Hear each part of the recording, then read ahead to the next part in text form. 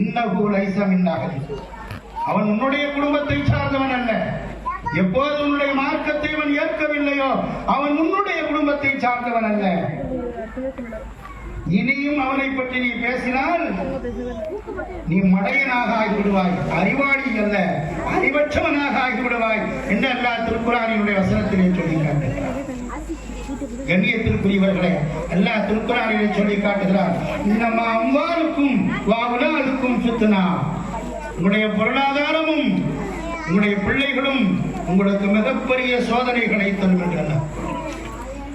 எனவே நம்முடைய பிள்ளைகளை அலங்கார சின்னமாக இந்த உலகத்திலே வளர்க்க வேண்டுமே தவிர அவமான சின்னமாக அல்லாஹ் பாதுகாக்க வேண்டும். எந்த நேரத்திலையும் அவமான சின்னமாக நம்முடைய பிள்ளைகளை வளர்க்கக்கூடாது. நாம் கேள்விப்படுகிறோம், செவிமடுக்கிறோம். இஸ்லாமிய பிள்ளைகள் தான் மதுவிலே மயங்கி போய் கிடக்கிறது, போதையிலே மயங்கி போய் கிடக்கிறது என்பதை நாம் கேள்விப்படுகிறோம்.